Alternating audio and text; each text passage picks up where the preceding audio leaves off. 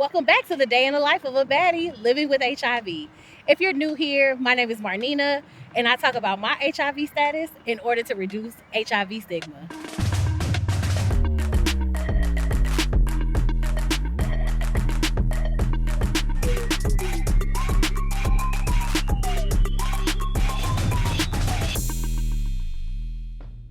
My name is Marnina Miller. I am 32 years old. I'm a Black woman living in the South, openly living with HIV. I've been living with HIV for the past 9 years.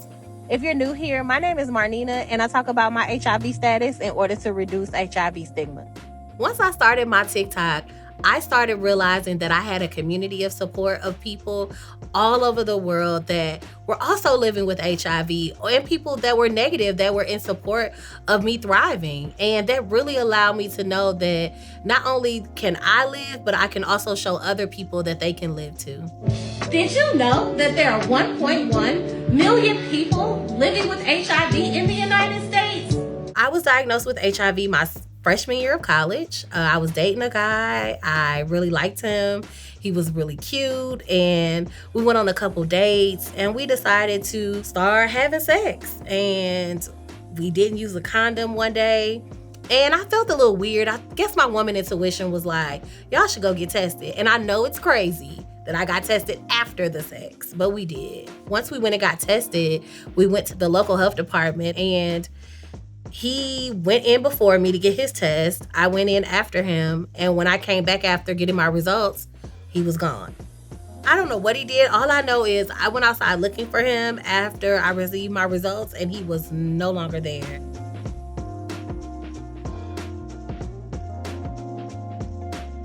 I literally gathered my bags, gathered my things, and threw all of the paperwork that the lady from the health department gave me away, because I was dealing with so much internalized stigma that I couldn't even think about me being a person living with HIV.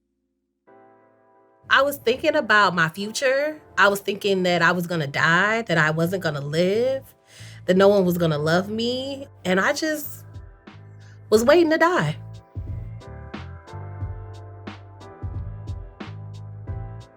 My mother was the first person and the only person for 2 years to even know my diagnosis.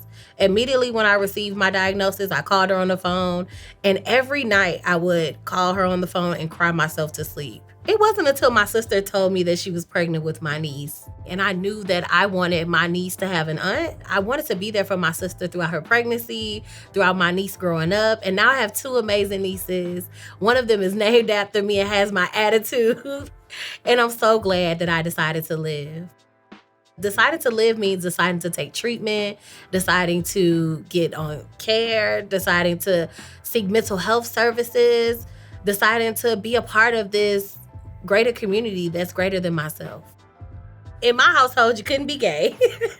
My parents were not having it. And so I decided when I went off to college, I would date a guy. And I decided to get in, with this guy and have sex and try to make myself straight. And that didn't happen. Honestly, it just made me even more gayer once I got my HIV diagnosis. And so now I happily and freely identify as queer. I date women. I'm in a loving partnership with my partner, who is a woman, and we're living our best life.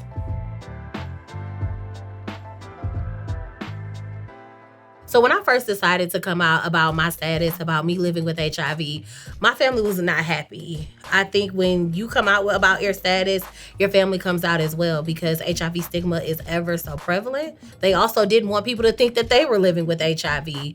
So for so long, my family wanted me to be closeted about my status.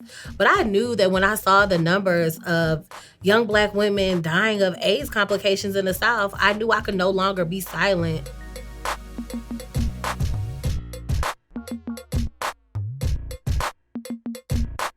So I have a really cool job at Southern AIDS Coalition, where I am able to travel around the South and do a lot of stigma reduction. And so I love my job. I love the fact that I get to mobilize and help engage not only people living with HIV, but those most vulnerable to an HIV diagnosis. And so I would just say to anybody who is living with HIV that get on treatment and care. I know it's scary. I know it's a chronic manageable illness, but you got an entire community behind you, an entire community of support that loves you and that's here for you.